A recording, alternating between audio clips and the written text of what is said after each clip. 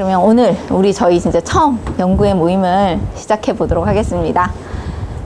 자, 그럼 오늘 얘기를 해보도록 하겠습니다. 오늘은 저희가 크게 세션은 3가지로, 제가 먼저 논문이 뭐냐, 우리 이제 다들 대학원 오셔가지고 MBA 학위를 받으려고 하는데 그 논문을 여기 오신 분들은 관심이 있어서 오신 거라고 생각을 해요. 그래서 이제 논문을 쓰려면 걔가 뭔지, 이런 거, 왜 내가 논문 연구를 해야 되는지에 대해서 먼저 고민을 해볼 필요가 있을 것 같아서 오늘은 거기서부터 같이 시작하는 자리로 하고요. 다음에는 이제 홍동현 교수님이 저희 대학원 원장님이세요. 그래서 지금 금융보험학과 학과장님이시면서 그다음에 그 대학원 원장님이신데, 그래도 대학원 원장님이시니 한번 또 저희랑 인사하는 자리 당연히 가져야 되잖아요. 그래서 제일 처음으로 제가 홍동현 교수님 모시고 왔고요. 홍동현 교수님께서 본인의 대학원 시절에 고달팠던 삶에 대해서 말씀을 해주신다고 하셨어요. 그래서 이제 오늘은 좀 어밍업이니까 좀 그런 얘기를 듣고, 다음부터는 제가 좀 실제 예라든지 그런 거 오늘 또 여러분들 얘기 들어보고, 그 다음 그 수업을 어떤 식으로 진행할지는 정해서 이제 매월 1회씩 이렇게 진행을 하도록 할게요. 자, 그리고 이제 끝나고는 이제 서로 좀 편하게 또 얘기해보는 자리 같고요. 자, 그래서 이제 논문이 뭐냐. 네이버, 우리 요즘에 뭐가 뭐냐 하면 먼저 네이버 먼저 보잖아요. 네이버에서 봤더니 어떤 것에 대해서 체계적으로 자기 의견이나 주장을 적은 글이다 라고 했어요. 저는 이제 대학원을 왜 갔느냐, 학부 마치고 대학원을 왜 갔느냐 먼저 생각했을 때, 저는 논문 때문에 대학원을 갔던 것 같아요. 이렇게 생각을 해보면, 학부를 마쳤는데 뭔가 내 얘기를 한 번도 써본 적도 없고, 뭘 배웠는지도 잘 모르겠고, 과목은 많이 배웠는데 뭘 했는지를 잘 모르겠는 거예요. 많이 배웠는데. 그래서 그러면 논문을 쓰면 그 100페이지 가까이 되는 거를 뭔가 내가 스토리를 짜서 내 생각을 정리를 하니 뭘 내 거다라고 얘기를 할 수 있겠구나. 그래서 저는 대학원을 갔던 것 같아요. 네. 자, 그래서 제가 이제 그러니까 대학원을 가게 된 이유는, 내 얘기를 한번 써봐야 되겠다. 남들 얘기, 그러니까 다른 훌륭한 학자들 얘기는 많이 들었지만, 뭘 배웠는지는 알겠지만, 진정 내가 뭐를 하고 싶고 앞으로 뭘 해야 되는지를 모르겠는 거예요. 그래서 이제 내 연구를 좀 해보면 좋겠구나. 그래서 이제 대학원을 진학을 하게 됐는데, 그게 어떻게 보면 딱 저 얘기였던 것 같아요. 어떤 것에 관해서 체계적으로 내 걸 뭘 연구를 해보고 생각을 정리해보고 하는 거였던 것 같아요. 그래서 어떤 문제에 대한 학술적인 연구 결과를 체계적으로 적은 글. 그다음에 이제 위키 백과, 위키 한 번도 안 써보신 분, 한 번씩은 다 써보셨군요. 그래서 이제 위키 같은 경우는 한 사람이 만든 사전이 아니라 여러 사람이 만든 사전이잖아요. 그래서 위키를 봤을 때 뭐 논문은 저자, 여기도 마찬가지죠. 네이버랑 많이 다르진 않아요. 저자가 자신의 학문적 연구 결과, 의견, 주장을 논리에 맞게 풀어써서 일관성 있고 일정한 형식에 맞춰서 체계적으로 쓴 글이다. 공통으로 들어가는 게 자기 생각, 자기 논리를 체계적으로 쓴다, 이런 얘기잖아요. 그리고 이제 영어로는 세시스, 그리스어에서 유래됐고, 그 디설테이션은 라틴어에서 유래된 거고, 그 페이퍼. 이제 제 같은 경우에는 이제 친구들이랑 얘기할 때, 너 페이퍼 썼어? 하면 이제 그게 논문이에요, 페이퍼. 그래서 이제 여러분들이 한글로도 논문을 쓰실 수도 있고 영어로도 쓰실 수가 있는데, 영어로 할 때도 페이퍼라는 말을 그냥 써요. 그 논문 속에서도. 그래서 페이퍼하면 종인데, 종이 쪼가리인데, 이렇게 생각하실 수 있는데, 네, 우리 페이퍼라고 생각할 수 있는데, 그 페이퍼도 논문이다. 그리고 어떤 논문, 세시스라고 하는 거, 디설테이션이라고 하는 게 학교들마다 좀 달라요. 그래서 어떤 데는 박사학위를 디설테이션 이러는데, 그런 게 중요한 게 아니라 우리는 논문을 쓰려고 하고 학위 논문을 준비하려고 한다, 이런 거. 그래서 논문에는 석사, 박사 학위를 취득하기 위한 학위 논문, 그러니까 저희가 준비해야 되는 건 학위 논문이고요. 그다음에 각종 학술대에 발표하는 학술 논문, 그리고 출판을 위한 논문이 있는데, 저도 출판을 위한 논문은 못 써봤어요. 그래서 그래서 요거는 저도 못 해봤고, 그러면 여러분들은 2년의 짧은 시간 안에 하셔야 되는데 저보다도 더 이런 기회는 적을 것 같아요. 그래서 석사, 박사, 학위 논문, 저널, 여기에 대해서 조금 얘기를 해볼게요. 자, 그래서 학위 논문이란, 자, 저 혼자 얘기하면 그러니까 저희 학과 대표님 한번 읽어주세요. 학위 논문이란 중요한 주제에 관한 지식의 축적에 독창적으로 기여할 수 있는 독립적인 연구를 수행할 수 있는 학생의 능력을 확인하는 것. 그쵸. 저희가 학위 논문을 하는 이유는 여러분들이 이제 석사 대학원생으로 세종사이버대학원에 검증된 학운입니다. 논문을 쓰실 수 있는 학운입니다. 라고 검증하는 게 학위 논문이라고 했어요. 그러면 이제 석사 학위는 박사 학위도 마찬가지고 검증된 사람이죠. 석사는 석사를 검증한 사람이고 박사는 박사를 검증한 사람이고 그렇죠. 근데 이제 제가 석사 논문을 마치고 박사를 논문을 졸업할 때쯤 돼서 깨달은 바가 있어요. 박사 논문은 박사가 뭐지? 박사 논문이 박사죠. 박사가 뭐지? 이런 생각을 했어요. 뭐가 달라요, 석사랑? 논문을 연구를 더 많이 하는 게 박사인가요? 이런 생각도 하면서 뭐가 박사지? 그랬는데 생각했던 게 나와 보니까 느끼겠더라고요. 혼자서 맡겨도 얘는 할 수 있는 애야. 석사 논문은 지도 교수님하고 선배들이, 저 같은 경우는 선배들이 굉장히 많이 도와주셨어요. 그러니까 지도 교수님 같은 경우는 박사 학생들을 많이 지도를 해주고, 이제 석사 같은 경우는 박사가 이렇게 많이 지도를 해주는 식으로 저는 대학원 생활을 했었는데, 박사는 이제 혼자서 논문, 과제 같은 거 따와서 과제를 할 수도 있고, 무슨 데이터가 있으면 이걸 가지고 내가 어떻게 분석해 보지? 이렇게 하는 거가 박사인 것 같아요. 그래서 예일 대학 요람이라고 하는데요. 거기에서 독립적인 작업을 수행할 수 있는 능력이 있고, 그 다음에 뭐가 좀 잘못됐어. 너의 이론은 뭐뭐에 근거했을 때 뭐가 잘못했어라고 이제 뭔가 얘기할 수 있는 사람이 박사일 거다.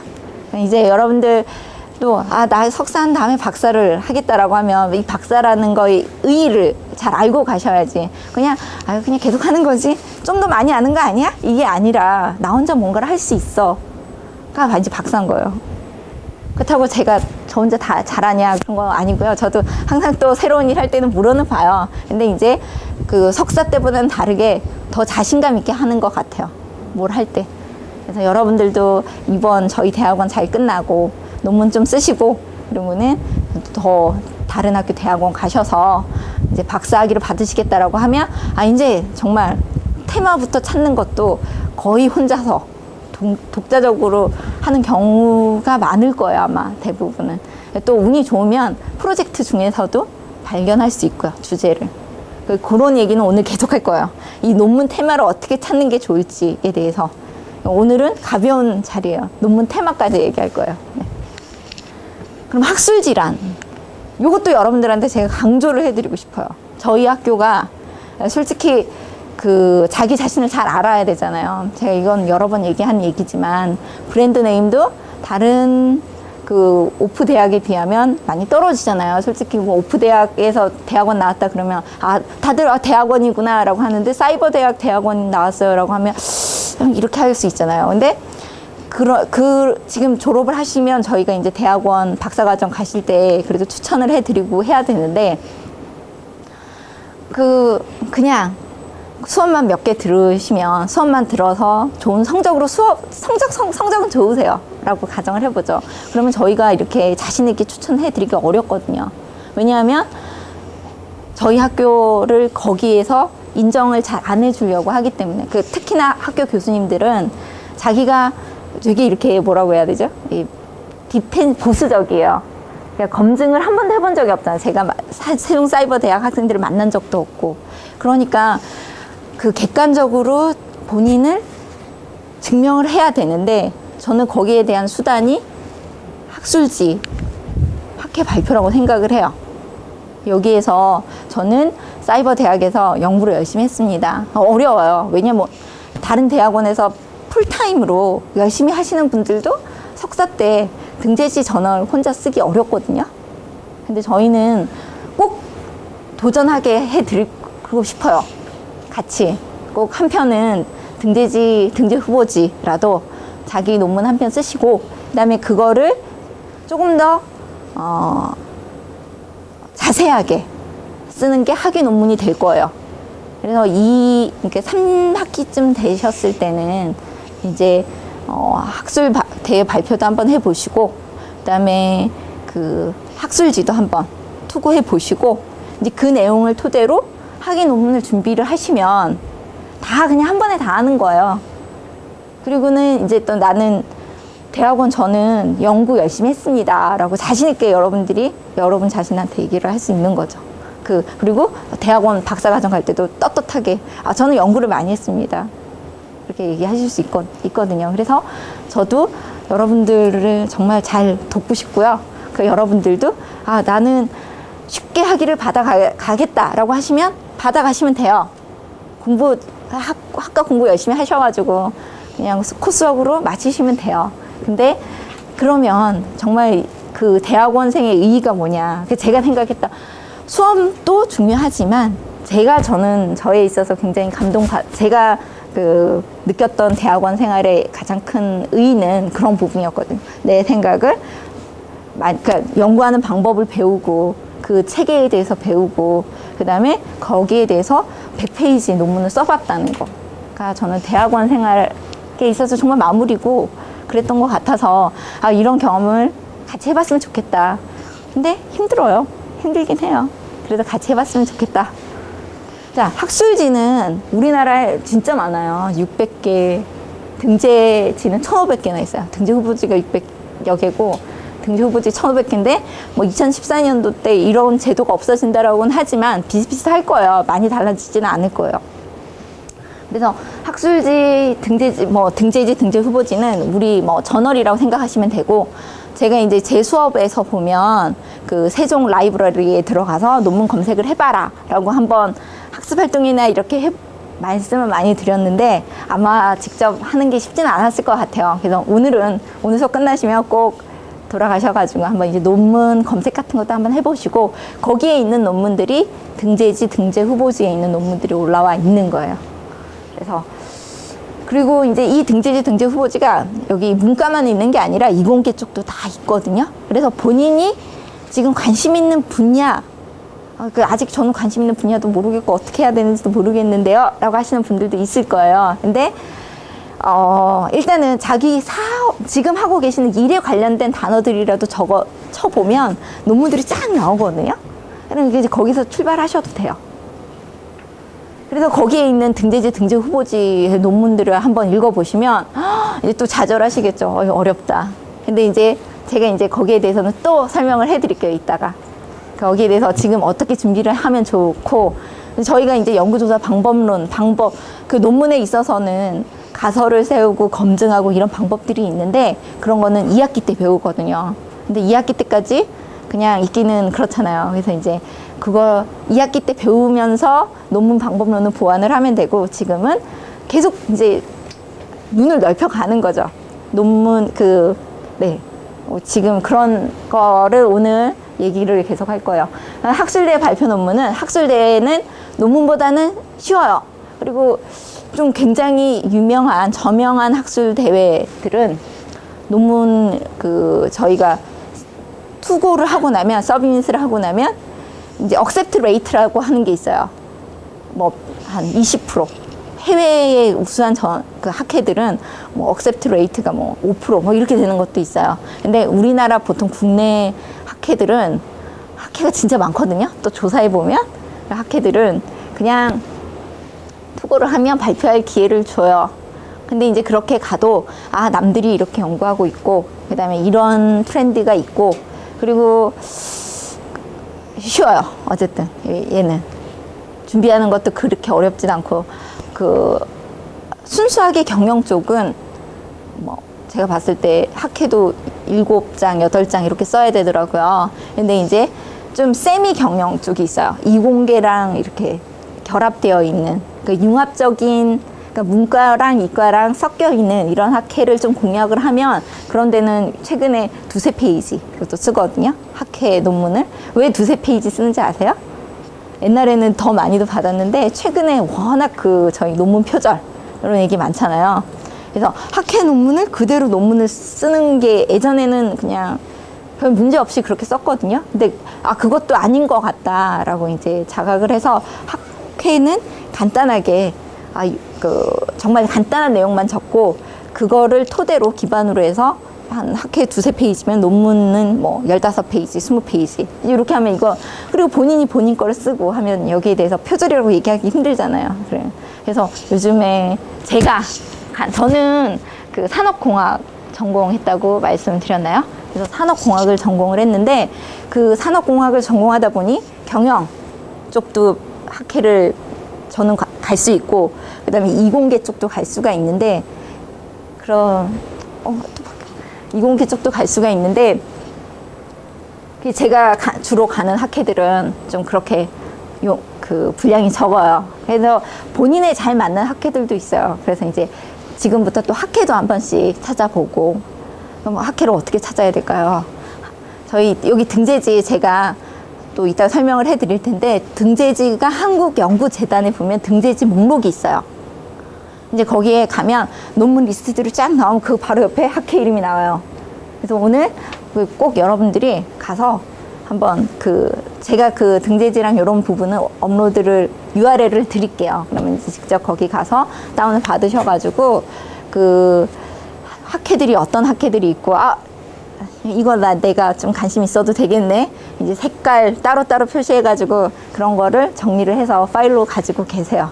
그러면 이제 다음 논문 연구할 때 또 이용하겠죠. 그래서 학술대회 발표 논문은 그런 거고 학위 논문은 앞에서 얘기했던 거고 그래서 그 학위 논문은 여러분들이 이제 우리 학교 학생 대학원생으로 논문을 쓴 학생입니다 라고 이제 검증하는 거다. 능력을 확인하는 거다.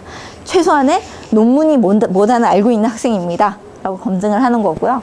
그 다음에 박사는 그 다음에 또 나는 왜 박사를 해야 되느냐 이거는 꼭 그때 고민을 해보시면 좋겠어요. 네. 자, 논문을 작성한다.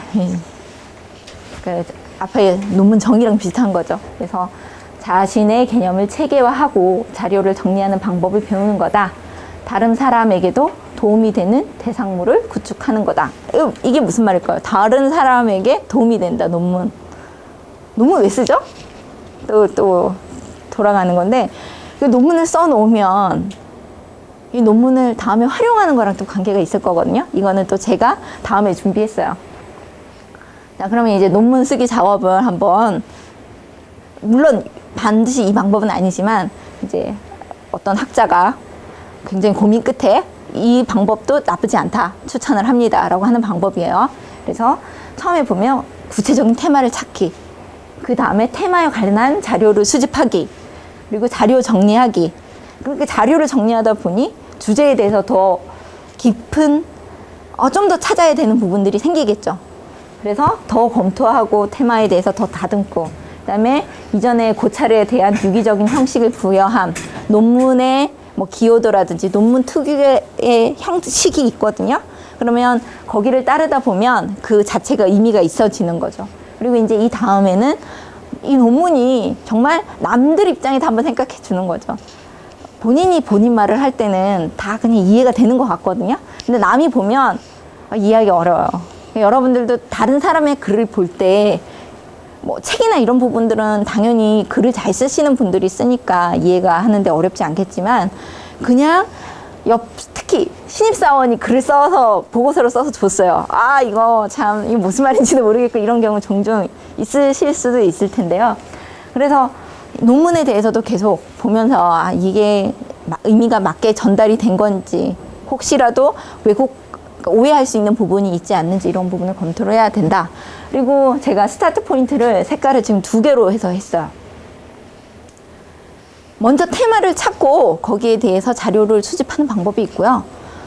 지금 이제 여러분들이 일을 오랫동안 하셨잖아요. 그래서 한 산업에 대해서 굉장히 지식들을 가지고 있을 거예요. 그리고 지금까지 했던 프로젝트도 많아요, 나는.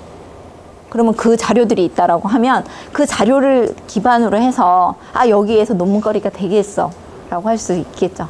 그러니까 그런 것도 없이 그냥 아무것도 없고 난 프로젝트 경험도 없고 없는데요 라고 하면 처음에 테마부터 찾아야 되겠죠. 근데 지금 저는 여러분들이 일을 많이 해보셨기 때문에 지금 이제 논문에 대해서 계속 다른 사람이 쓴 논문 읽어보시고 하면 아, 내가 지금 가지고 있는 자료 혹은 지금 내가 조금만 노력하면 이런 자료들은 나도 구할 수 있는데 이런 부분들이 생길 거예요. 그럼 그런 거를 잊지 말고 자꾸 메모를 해두세요. 그 생각만 하시면 까먹거든요. 꼭 메모를 해두시고 그다음에 나중에 이제 정말 논문 테마 정할 때는 그 메모지를 활용해가지고 하시면 좋을 것 같아요. 그래서 허투루 소중한 데이터가 제일 중요해요. 논문을 쓸 때. 왜냐하면 데이터 없는 논문은 너무 대가가 쓰는 거거든요. 그래서 저도 써본 적이 없어요. 이론적인 논문들은 굉장히 어려운 거라서 저도 써본 적이 없어요. 그런 거는. 데이터, 세상에 일어나는 일들에 대해서 그런 데이터를 분석해서 해석하고 그 다음에 이 논문에 있어서 기여도라든지 이런 거를 얘기를 하는 게 제가 좋아하는 스타일의 논문이거든요. 다들 교수님들마다 논문 쓰는 스타일도 다 다르고 논문 테마도 다 다르고 잘하시는 부분도 다 달라요. 그래서 여러분들이 그 지도교수 면담이라든지 지도교수를 결정하는 게 무엇보다도 중요해요. 해보신 산업이 다 다르기 때문에.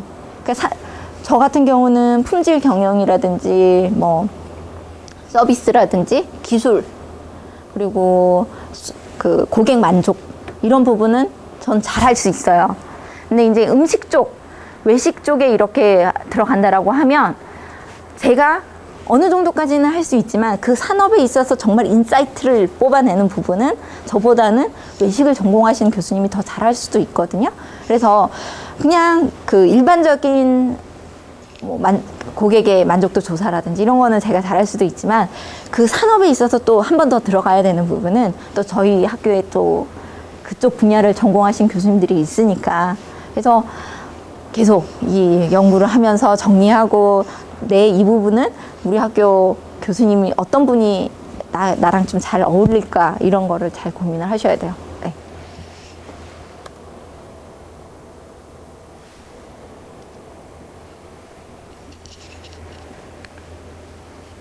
논문을 그러면 왜 쓰냐 또 논문을 왜 쓰냐 본인 얘기를 하고 싶어서 쓴다 이거 말고 더 중요한 거 있죠. 원래는 학교에서 쓰라고 하니까 쓰는 거죠.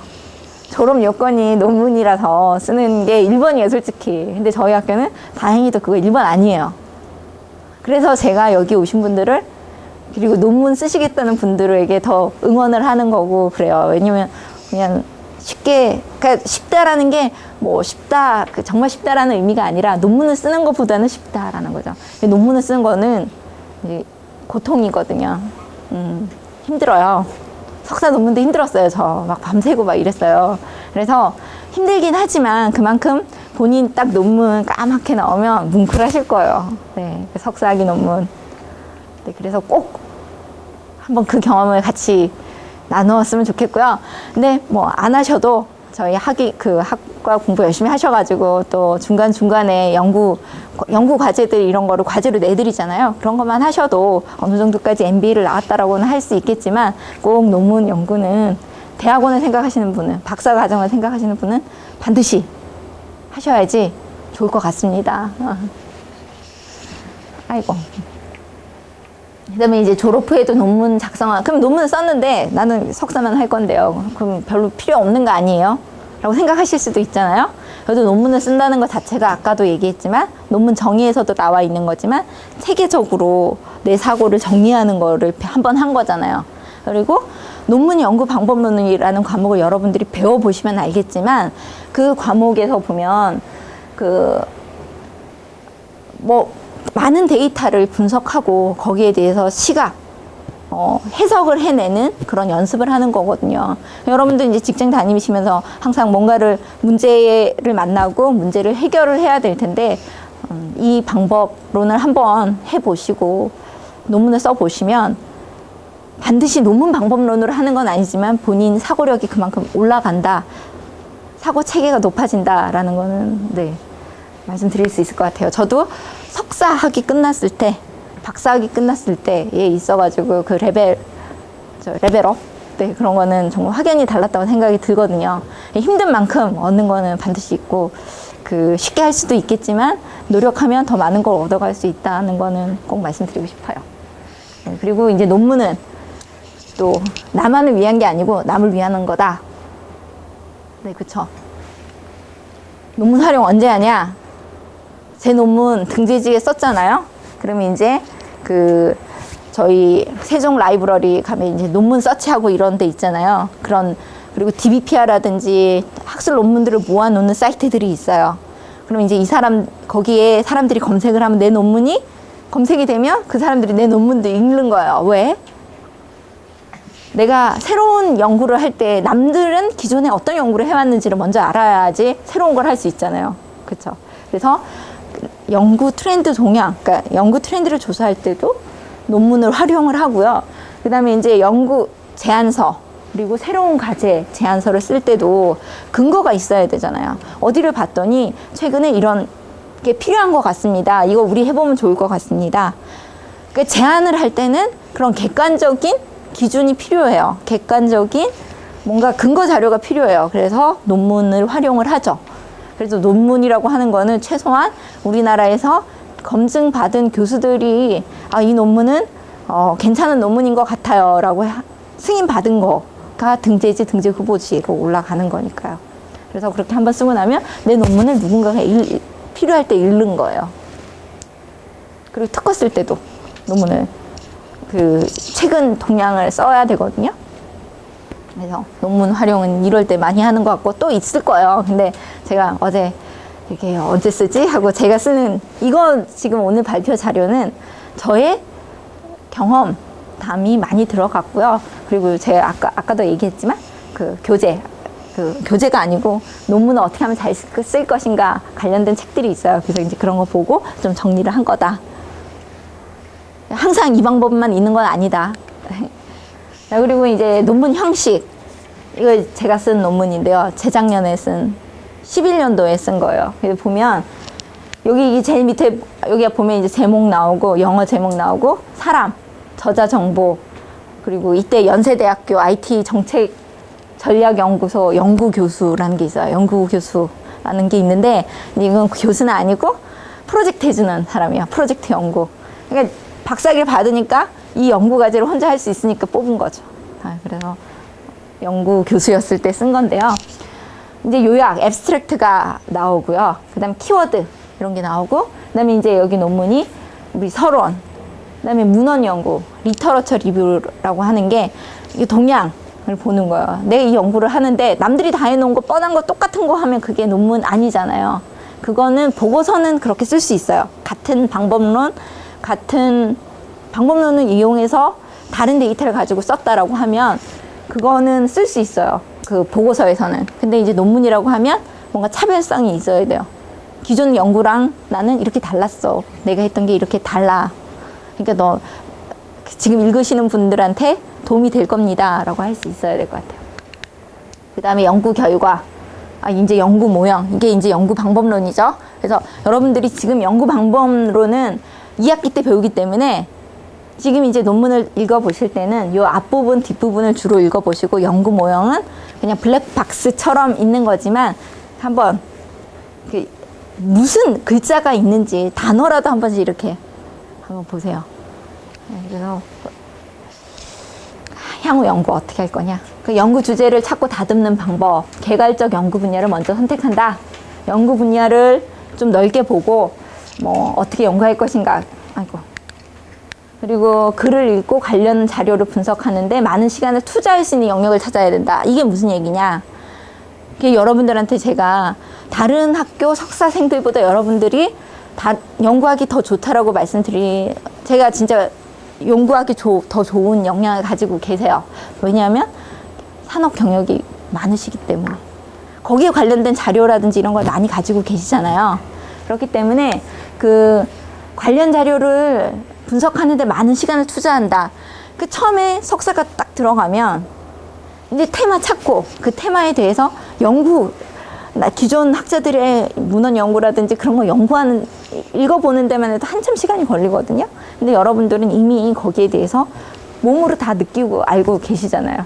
조금만 더 학술적인 부분을 배워주시면 되는 부분이라서 여기에 강점이 있어요. 다들. 그 다음에 이것도 중요하죠. 연구 과제를 지도하는 그 지도 교수를 잘 찾아야 된다. 지도 교수가 굉장히 중요해요. 논문 쓸 때.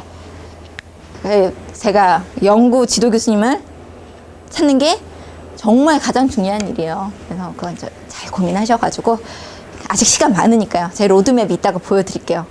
천천히 고민하시면 돼요. 그리고 이제 이런 거는 그 다음 문제인데 혼자 진행하지 말고 아이디어 얻는 출처 여러분들 일들 사이에서 얻는 것이 좋을 거다. 그래야 자신 있고요.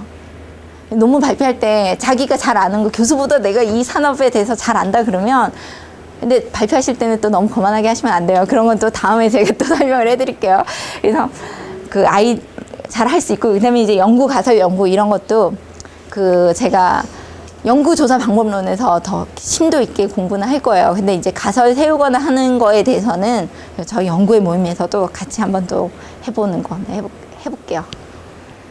자, 이제 그 다음에 이제 중요한 게 저희 대학원의 그러면 논문 연구 어떻게 할 거냐 로드맵을 제가 한번 그려봤어요. 이거 안 적혀 있죠. 그래서 픽스된 거 아니고요. 아니에요. 그래서 논문 기초 세미나가 지금 하는 거예요. 이제 뭐냐? 논문이 뭐냐? 왜 우리 논문 써면 뭐가 장점이지? 나중에 뭐 어디다 써먹을 수 있지? 이제 이런 거에 대해서 오늘 배우는 거고 이제 계속해서 저희 경영학부 교수님들의 그 주제라든지 논문 영역이라든지 논문 쓰는 스타일이라든지 자주 가시는 학회라든지 이런 거에 대한 경험담을 들어보는 거를 이제 기초 세미나에서 하는 거라고 생각을 하고요. 이제 이게 중요해요. 논문을 쓰려면 방법론은 알아야 돼요. 어려워요. 이거 뭐 통계도 좀 알아야 돼요. 이거 뭐 그래서 다음 학기 때 어차피 통계 안 들으신 분들은 통계 들으셔야 될 텐데 그 논문 쓰실 때 꼭 통계 필요해요. 그래서 그 선수 과목 통계 있을 때 나 좀 기억이 안 난다라는 분들은 통계 들으시고요. 연구조사 방법론은 반드시 논문을 쓴다라고 하면 들어주시는 게 학점이 잘 안 나와도 상관없어요. 그래도 이걸 통해서 어떤 거를 이 학점 잘 나온다고 중요한 게 아니라 내가 이거를 배웠는데 이 제목이 생각이 나야 돼요. 뭘 배웠는지를 좀 기억을 하고 있어야지 논문을 쓸 때 이걸 써먹으면 되겠다. 그러면 그것도 공부하면 되잖아요. 왓을 알아야 돼요. 그 다음에 왓이 이제 그 뎁스에 대해서는 그 다음에 또 공부하면 되거든요. 근데 이제 뭐가 있는지는 알아야지 시작을 할 수 있잖아요. 그래서 연구조사 방법론은 너무 겁먹지 마시고 이게 성적 안 나올 것 같아서 그래 물론 올 A뿔을 받으셔서 그 장학금 받는 것도 중요하지만 저는 정말 대학원에 오셨으면 또 이게 공부하는 것도 중요할 것 같고 연구하는 방법을 아는 것도 중요할 것 같으니 좀 어려워도 꼭 도전해 보셨으면 하는 과목이고요. 연구조사 방법론 그리고 이제 이거 하면서 계속 이제 세미나 들으면서 교수님들 좀 저랑 좀 맞을 것 같다라는 교수님들이 생긴다라고 하면 그 세미나 끝나고 혹은 그냥 전화라든지 뭐 여러 가지 방법으로 미팅하시고 그다음에 뭐 심화 세미나를 계속 할 거예요. 심화 세미나는 이제 여러분들 논문을 직접 해보는 거죠. 본인들이 준비해서 매월 발표하는 건 아니지만 돌아가면서 발표는 하겠죠. 근데 이제 자료 정리하고 뭐 이제 이런 것들을 직접 해보는 거를 논문 심화 세미나라고 제가 명명했어요. 그래서 논문 기초 세미나에 교수들은 뭘 하냐? 경영대학원 교수님들이 본인 논문 소개한다든지 이제 제가 계속 이렇게 준비를 할 거예요. 짧게. 너무 논문 이렇게 써야 돼요 라고 오래 얘기하면 힘드시니까 짧게 논문 오늘은 여기에 대해서 한번 같이 고민해보자. 그래서 짧게 제가 준비를 해서 논문 유형, 논문 작성법 이런 것들에 대해서 제가 조금씩 팁을 드릴 거고요. 근데 학우님들은 관심 논문을 매 시간 날 때마다 조사를 한번 해보세요. 그래서 라이브러리 세종 ac.kr 논문 많이 읽고 정리하기 그리고 논문 주제, 데이터에 대해서 고민하고 수집, 분류해두기, 관심 학회 찾기, 학회 참여해보기. 학회 참여는 돈만 내시면 갈 수 있어요. 그리고 수도권에서 하는 학회들이 많거든요. 그래서 뭐 저도 짬짬이 생각나면 올려놓긴 할 텐데 그 이제 홈페이지 학회 들어가면 그 무슨 학회 한다 이런 거 많아요. 그 5월 말쯤에 또 학회 많이 하고 그러거든요. 자기가 발표해야 가는 게 아니라 돈 내면 들을 수 있어요. 그래서 뭐 하루 정도 휴가 내셔서 그렇게 들어보는 것도 좋을 것 같고, 그런 거 들어보시면 오히려 자신감이 생기실 거예요. 물론 굉장히 대가들, 교수님들이 잘하시는 분들이 발표하기도 하는데 다 여러분들처럼 대학원생들이 발표하거든요. 그래서 생각만큼 이게 훌륭하지 않는데 이런 생각할 수 있어요. 네. 하지만 그래도 이렇게 연구를 하고 있구나, 남들이 내 관심 분야에 이렇게 연구를 하고 있구나, 이런 힌트를 얻을 수 있기 때문에 학회 참석은 한 반학기에 한 번 정도는 하셨으면 좋지 않을까. 한 학기에 한 번 정도는 하시면 좋을 것 같다. 저도 학회 1년에 2번 정도 참석하거든요. 그러면서 이제 듣고. 근데 좀 많이 들어야 되는데 바빠가지고 아쉬워요. 근데 어쨌든 학우님들도 그러니까 이제 저희 그 논문 심화 세미나 하면서 저랑 한번 학회 같은 데도 가고 그랬으면 좋겠어요. 논문 정리하기. 이제 정리를 해두면 그게 머릿속에 남겠어요? 어렵지? 정리를 해둬야 돼요. 내가 뭘 읽었는지 정리를 쫙 해둬야 돼요. 그래서 이거는 제가 제안을 드리는 프레임워크이고, 이게 베스트도 아니에요. 왜냐면 제가 한 3일 정도 고민해가지고 나 기존에 이런 식으로 내 논문 지금까지 정리했던 거랑 요걸 가지고 제 의견을 토대로 말씀드리는 거기 때문에 이거보다 더 좋은 프레임워크가 있을 수도 있어요. 하지만 뭔가 이제 정리할 때 이런 식으로 정리하시다 보면 여러분들이 더 좋은 포맷으로 엑셀 자료 만드는 건 다 여러분들 하시고 싶은 대로 하시면 되고, 이 정리를 하는 방법은 하나, 제가 하는 추천이 얘는 일단 제목이 있어야 되고, 논문 저자, 그리고 이것도 중요해요. 학교가 이렇게 보면 교수도 학교가 중요해요. 네, 여러분들이 뭐 생각하시는 것들이 있을 텐데, 좀 아무래도 서울대 이런데 교수님은 이게 좀 뎁스도 또 다르고 그러시거든요. 그래서 이런 것도 적어두세요, 일단.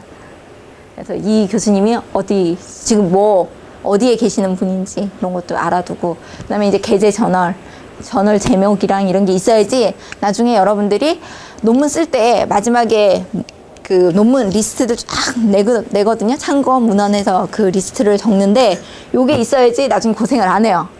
그래서 요거 꼭 적어놓고, 그 다음에 논문 발행지.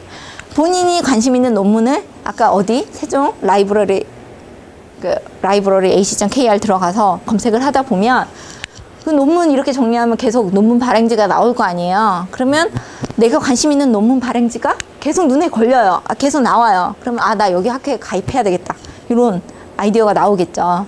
그래서 지금 이제 오늘 가셔가지고는 이제 짬짬이 계속 한번 논문 검색을 해보세요. 제가 이따 논문 검색하는 거 해볼게요. 그래서 한번 검색을 이렇게 해보세요, 직접. 그 다음에 이제 내가 이 데이터를, 여기 이 학자는, 이 논문 저자는 데이터로 뭘 썼냐, 이것도 중요한 것 같아요. 저는 이때 이 논문 쓴 게 고객 만족도, 직원 만족도, 핵심 성과 지표를 이용한 공공 서비스 품질 개선 전략에 대한 사례 연구. 엄청 제목은 긴데, 이때 제가 했던 게 한국관광공사에서 전 부서 대상으로 그 CRM 데이터, 고객 만족도 측정하고 직원 만족도 측정해가지고 뭐 매트릭스 분석하고 한 게 있거든요. 그래서 그 데이터예요. 공공기관의 직원 만족도, 고객 만족도 KPI 자료.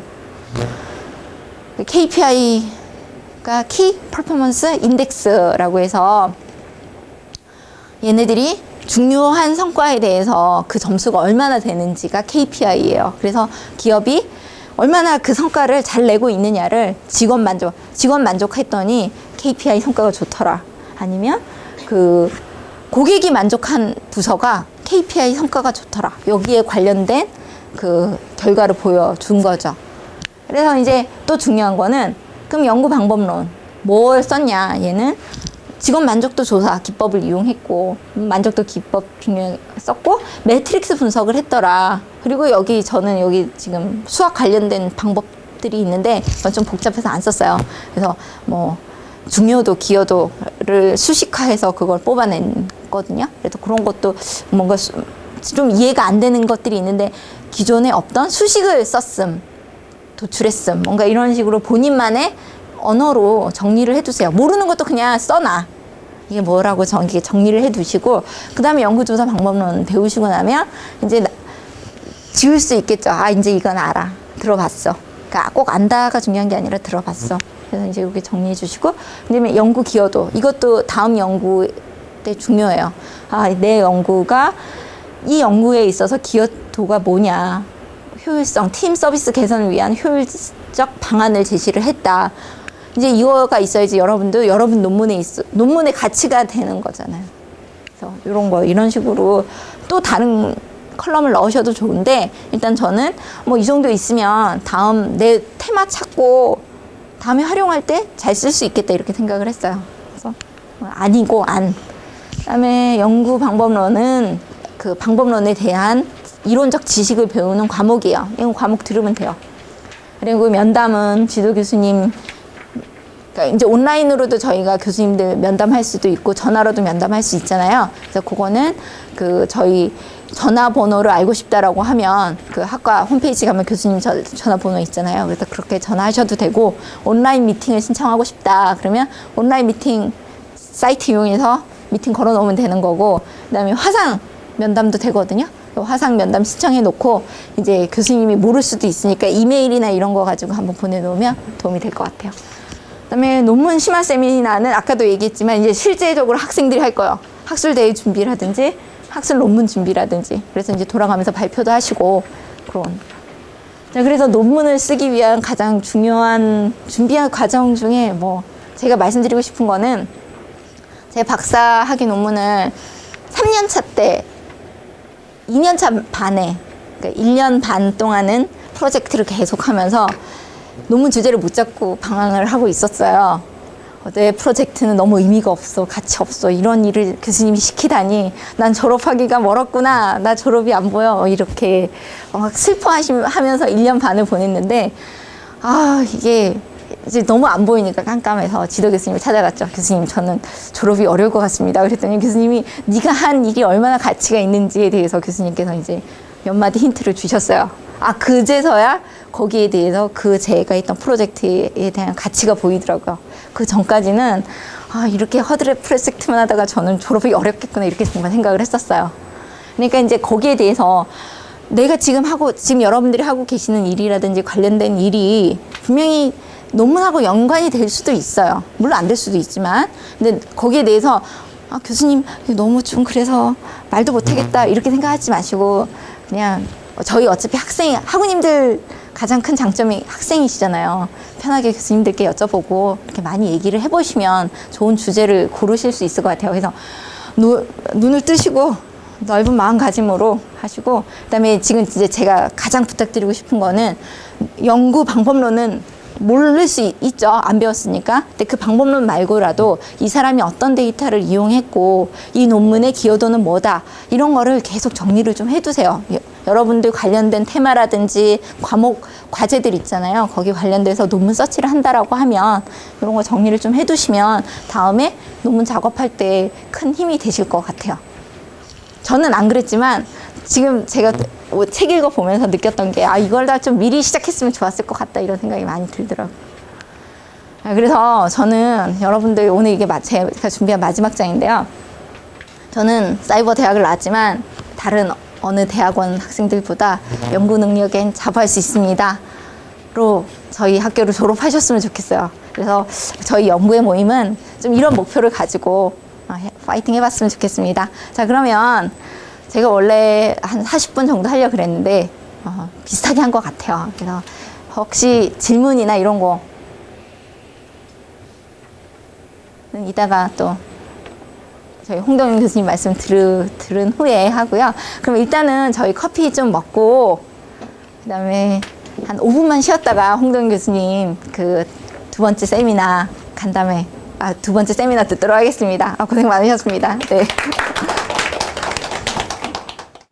오늘 여러분들이 많이 오셔서 사실 굉장히 좀 든든하고 기쁩니다. 저는 지금 여기 대학원의 원장을 맡고 있는 홍동현 교수라고 합니다. 네. 우리 이민정 교수님한테 이야기를 듣고 사실은 가벼운 마음으로 왔는데, 우리 이민정 교수님 아까 하는 거 옆에서 보니까 그냥 준비를 너무 많이 해오셨더라고요. 저는 사실은 여러분들한테 드릴 말이 제가 논문을 쓴 과정을 그냥 간단히 경험을 말씀을 드리도록 할게요. 임정 교수님 이제 정통적인 과정을 밟아서 이제 지금까지 오신 분이고, 저는 이제 대학을 졸업하고 직장을 갔어요. 그래서 한 5년 정도 직장 생활을 하고, 그 다음에 이제 석사 과정에 이제 다시 들어온 케이스입니다. 그러니까 한참 쉬었다가 이제 들어오니까 나름대로 이제 그 기대도 많았고 또 의욕도 굉장히 충만한 상태로 이제 석사 과정에 들어왔어요. 근데 하나 문제점, 제가 예상하지 못했던 문제점이 하나 있었는데, 이게 나이에 따라서 쭉 가면 그 학년, 그 나이 또래 사람들이 또래라는 게 생기잖아요. 제가 이제 석사 과정을 딱 들어갔더니 제 또래가 없는 거예요. 그러니까 다 이제 정상적으로 들어간 사람들만 있으니까, 저는 복학생보다도 나이가 훨씬 많으니까 이게 또래가 전혀 없는. 그래서 외톨이로 지냈어요. 첫 학기에 들어가서 그냥 외톨이로 한 학기를 쭉 수업만 듣고 도서관 갔다가 집에 갔다가 수업 듣고 도서관 갔다가 이 생활을 한 학기를 쭉 했습니다. 제 동기 중에 남아있는 친구는 이제 박사과정 말년차만 있더라고요. 우연히 이제 대학원 석사 2학기 때 그 말년차 친구를 도서관에서 우연히 봤어요. 그래서 반갑게 이야기를 하고 있는데, 이 친구가 저한테 묻는 게, 너는 석사과정에 왜 들어왔냐라고 이제 묻더라고요. 왜 들어왔냐고. 이 가리 늦게 왜 들어왔냐 나한테. 그냥 석사학위만 받아서 나갈 거냐. 단도직입적으로 물으면 그래요. 석사학위를 받아서 다시 복직을 할 거냐, 옛날 직장으로. 아니면 공부를 계속 할 생각이 있느냐. 근데 그 당시에 사실 확실하진 않았습니다. 그 당시에는 이게 돌아갈 생각도 사실 있었고, 직장으로 다시 갈 생각도 있었고, 또 한쪽에서는 이거 뭐 직장 가봐야 내가 그렇게 잘할 것 같지도 않은데 그냥 공부를 계속 할까, 이런 생각도 있었고요. 거꾸로 제 친구한테 물었어요. 그러면 도대체 내가 직장으로 돌아가기 위해서 석사과정을 다니는 경우하고 공부를 하기 위해서 석사과정을 다니는 경우하고 도대체 뭐가 차이가 나느냐, 왜 그걸 나한테 물어보느냐라고 이제 거꾸로 질문을 했습니다. 그랬더니 이 친구가 그러는 거예요. 만약 네가 다시 직장으로 돌아갈 거라면 나는 너에게 쉬운 과목을 들으라고 이야기를 하겠다. 학교에 개설되어 있는 과목 중에서 제일 쉬운 과목을 듣고 그냥 학점만 좋게 받고 그냥 졸업을 하기를 권하겠다는 거예요. 그래서 아니면 그랬더니, 그럼 내가 너한테 추천해 줄 과목들이 있다 하는 겁니다. 그 과목을 듣고 공부를 해봐라. 그래서 고민을 하다가 추천을 받기로 했어요. 그래, 그러면 한번 해보자. 이왕 공부하자고 들어왔는데 진학을 하건 안 하건 그냥 설렁설렁 졸업하는 것보다 뭔가라도 의미를 좀 남기는 게 좋지 않겠냐 그래가지고 추천해봐라 그랬어요. 그랬더니 이 친구가 추천한 게 그 경제학 석사 과정에 개설되어 있는 미시경제학을 하나 추천을 했고, 그 다음에 경제학 석사 과정에 개설되어 있는 경제통계학이죠. 경제통계학을 추천을 했어요. 나머지는 그 MBA에 있는 네가 듣고 싶은 과목 하나를 들어라. 그냥 과목을 뭐 석사 과정에 많이 들을 수 있는 게 아니잖아요. 되게 저희 같은 경우는 그 당시에 한 4과목, 많이 들으면 4과목, 3과목 정도 듣는 건데 그렇게 3과목을 들었습니다. 후회를 얼마나 했는지 몰라요.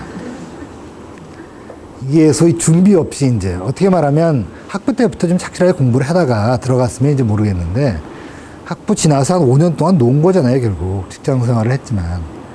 그러다가 갑자기 경제통계학하고 미시경제학을 듣는데 첫 시간부터 못 알아듣는 거 확실했습니다. 차이가 뭐냐 그랬더니, 그래서 저희 그 MBA 과정에서는 교수님들이 강의를 할 때 이게 영어랑 그다음 한글이랑 이제 주로 한글 많이 쓰시고 한자도 좀 섞고 영어 가끔 섞고 이랬는데, 이게 경제통계학 첫 시간 들어갔더니 처음부터 영어로 데피니션부터 시작해가지고 알 수 없는 말 쭉 기호식 쭉 쓰고 그다음에 시오롬 딱 쓰더니 프루프 딱 하더니 아무 말도 없이 그렇게 3시간이 지나가는 거예요. 근데 진짜 하나도 못 알아듣겠더라고요, 말을.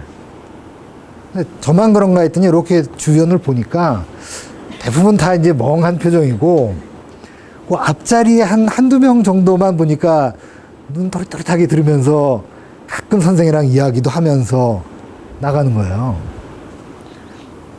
그래서 고민 많이 했습니다. 이걸 드랍을 해야 되나, 이거? 이거 취소를 해야 되나? 그래가지고 이제 고민을 많이 하다가, 이왕 부딪힌 거 해보자. 그냥 무조건 해보자. 그리고 일단 그 시간 지나갔고요. 미시경제학을 들어갔더니, 처음 들어갈 때는 미시경제학이 그래도 경제학 원론 좀 아니까 하겠지. 그러고 들어갔더니 웬걸요. 수업이 똑같이 진행되는 거예요. 데피니션부터 시작해가지고 똑같아요. 데피니션, 정립, 시어럼, 프루프. 똑같이 이게 수학인지 정말 그것도 선생님이 판서를 무지무지하게 빨리 하는 거예요. 요즘처럼 이런 거 없어요. 그냥 들어오셔가지고는 저기서부터 칠판을 그냥 말도 없어요. 그냥 막 손도 빠르죠. 그냥 막 쓰더니 설명도 없이 그냥 데피니션 쓴 다음에 그냥 시어럼 쓰고 프로프 쓰고 막 칠판을 한가득을 쫙 채워놓더니 처음부터 돌아와가지고 그냥 간당간당하게 설명하는 거예요. 데피니션은 뭐에 대한 거고 시어럼은 이렇게 되는데 프로프는 요것만 핵심으로 알면 되고 그런 식으로 다 또 지워요. 또 쓰고 또 지우고. 그러니까 저는 처음에 맨 뒤에 앉았다가 정말 죽는 줄 알았는데 맨 뒤에 앉았다가 막 베껴 쓰고 끝날 때쯤 되면 이미 짚고 계셔요. 설명은 들을 새도 없고. 그렇게 이제 수업 시간이 지나가기 시작했어요. 그 MBA에서 들었던 과목은 아예 신경도 못 쓰고 도대체 쫓아갈 수가 없으니까 이 두 과목 공부하는데 하루 종일 공부해요. 하루 종일. 그거 끝나면 교과서 읽고 찾아보고 또 써보고. 근데 여러분도 아시겠지만 수학이 써본다고 그게 이해가 되는 게 아닌데 하여간 안타깝게 계속 쓰고 혹시 쓰면 이해가 될까. 독서 100편 의제안이라고 100번을 읽으면 이해가 될까 해서 계속 뚫어져다 보기도 하고. 도서관 가가지고 수학사전 찾아다가 찾아보기도 하고. 그렇게 한 학기가 그냥 지나갔어요. 중간에 과제는 또 얼마나 많이 나오는지 하여간 다 푸는 문제 비슷한 과제가 나오면 그때는 진짜 밤도 새고 정말 밤새고 풀어보고 내고 그래도 허덕허덕 되는 거예요. 계속. 그렇게 한 학기를 진짜 허덕대면서 갔습니다. 허덕대면서. 성적도 물론 안 좋아요. 제가 그 1학기에는 제가 4과목을 들었는데 전부 올해 입부를 맞았거든요. 그런데 경제학 과목은 딱 들었는데 이게 경영통계학이 아마 B 플러스가 나왔어요. 경제통계에 B 플러스가 나왔고 미시경제학은 A 마이너스가 나왔을 거예요. 근데 그렇게 봐도 제가 할 말도 없고 워낙 헤매면서 이제 들었으니까. 그런데 그렇게 한 학기를 제가 들었잖아요. 듣고 난 다음에 그 다음 학기에 그거에 대한 이제 연장 과목을 또 들었습니다. 그러니까 이제 거시경제학을 듣고 그 다음에 이제 계량경제학을 하나 듣고 그러면서 이제 넘어갔어요. 그 친구를 만났죠. 야, 임마, 네가 추천한 과목 들었는데 죽는 줄 알았다 내가 그랬더니 다 피가 되고 살이 될 것이니 나한테 그러는 거예요. 피가 되고 살이 될 것이니 네가 공부할 거면 이게 남는 거다. 그러면서 이제 계속 그렇게 지나갔습니다. 4학기째는 고급 미시경제라는 걸 들었어요. 고급 미시경제. 그랬더니 그거는 보니까 정해져 있는 게 없고 그 교수님이 자기가 좋아하는 주제를 그냥 잡고 그냥 강의는 똑같아요. 똑같이 들어가면 데피니션, 시어럼, 프루프 똑같이 계속 강의를 하세요. 그리고 중간에 논문 숙제가 이제 나오기 시작하더라고요. 논문을 읽고 영어 논문을 읽고 요약해와라. 근데 그걸 좀 읽는데 이게 내용을 잘 알진 못하겠는데 용어는 많이 들어본 용어들이더라고요. 다 수업 시간에 어쨌든 무슨 뜻인지 모르지만 데피니션이라는 거에 의해 가지고 용어의 정의는 들어봤고 시어럼도 내가 프루프는 못 해봤죠. 증명은 못 해봤지만 하여튼 거기에 쓰이는 프루프들이 막 써있고 그래요. 그래서 이게 조금 그래도 이제 이게 뭐가 좀 되나 보다. 그러다가 이제 제가 그 대린 이론이라는 논문을 보게 됐습니다. 그러니까 에이전시 시어리라는 거에 대한 논문을 하나 보게 됐는데 그 논문을 읽으니까 이게 읽혀지는 거예요. 좀. 그리고 선생님이 수업 시간에 풀어주는데 이게 어느 정도 좀 뭔가 윤곽을 좀 알겠더라고요. 그래서 그 논문을 굉장히 열심히 읽었어요. 읽고 또 읽고 그랬어요. 그게 근데 언제 써먹었냐 그랬더니요. 박사과정 시험 치는데 문제가 나왔더라고요. 그게.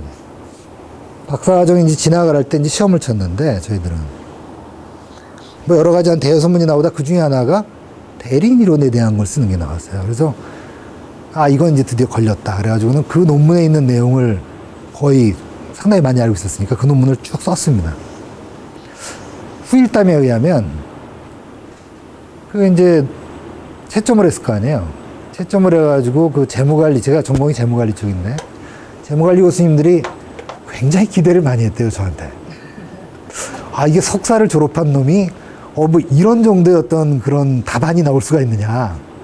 드디어 이제 보물 하나 건졌다. 나중에 혼 많이 났습니다, 저 그래가지고. 이게 허상이었구나, 이래가지고. 근데 그 석사 과정에서는 제가 볼 때는 일단 열심히 하시는 게 최고예요. 성적에 연연할 필요가 없어요.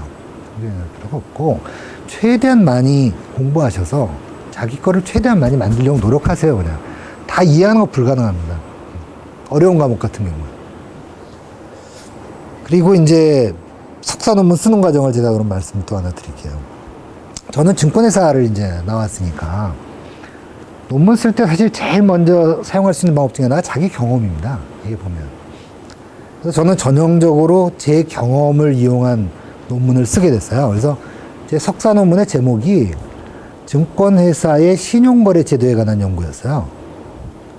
그러니까 이제 제가 나올 때 이제 신용거래를 많이 이제 취급을 해봤었거든요. 그래가지고 이게 신용거래와 관련해서는 여러 가지 그 일들이 많이 벌어집니다. 그러니까 정부에서 신용거래를 규제를 할 때가 있고 보면 풀 때가 있고 뭐 그거에 따라 어떨 때 보면 증권시장이 과열됐다 그러면 뭐 규제를 하고 그러면 다시 그거에서 좀 꺾이고 뭐 이런 것들을 관찰을 많이 했기 때문에 아, 이거에 대해서 좀 써보자.